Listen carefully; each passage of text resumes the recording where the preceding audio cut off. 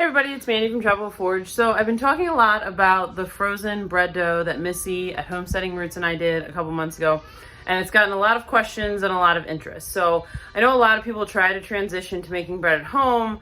I feel like, you start for like a week or two or a month even, and then you're like, okay, this is too much work, I don't have time, whatever. And I totally get it, because I've restarted the, oh my gosh, I'm gonna get on the making my own bread train like 400 times and given up.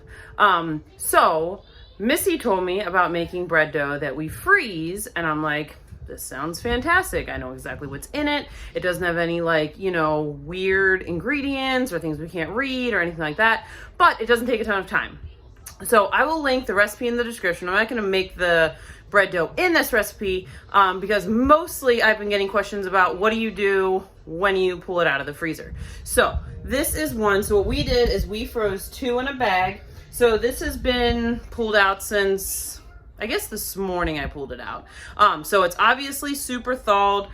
It's risen a little bit. So I'm gonna show you 2 ways to use this bread once you pull it out of the freezer. All right, so you know that I'm a huge fan of powdering everything. I love freeze drying things. I think I have flour on my face. I love freeze drying things and I love powdering them. It takes up so much less space. So some things that you dehydrate or freeze dry, you're gonna want to rehydrate. Some things you can just use them the way they are because they more or less are seasoning or whatever. So this is freeze dried salsa verde. I made salsa verde this year because I feel like a lot of other people, I had a crap ton of green tomatoes at the end of the season. So I made a bunch of salsa verde and canned it. And then I was like, oh, let's freeze dry some of this. So I have that.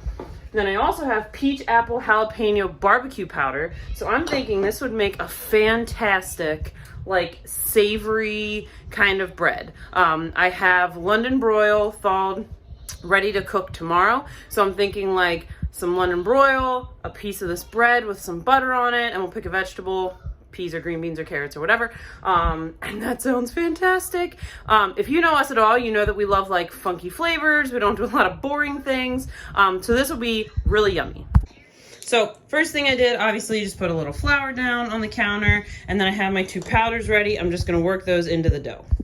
All right, so I got some of the barbecue powder and some of the salsa verde powder down on my dough.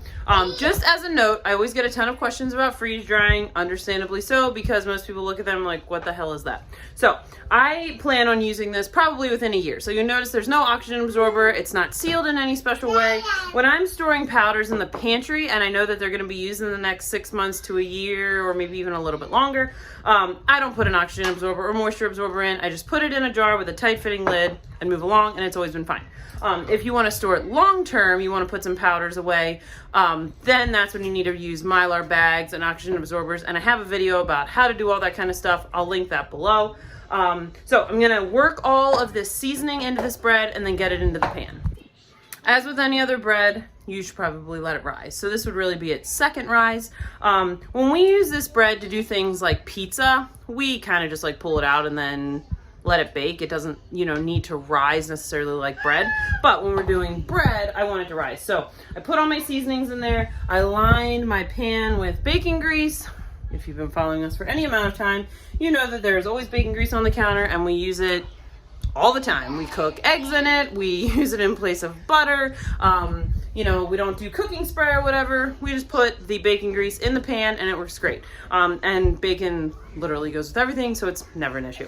So I have the savory bread there. We're gonna get ready to make the sweet bread. All right, so I recruited some help. Jamie is working in the peach powder and the dried cranberries, and this is gonna be our sweet bread.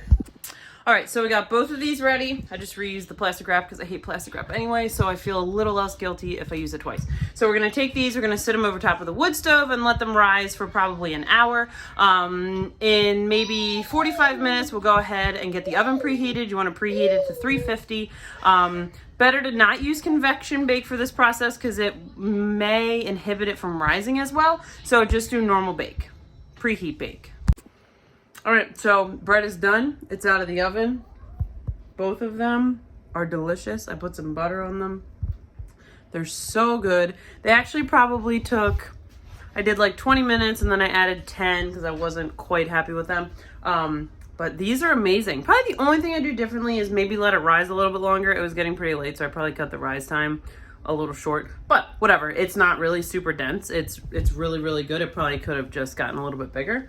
But these are so good. So add your freeze-dried powders into your breads because it's delicious and it's a great way to use up the stuff in your pantry. Have a good day, guys.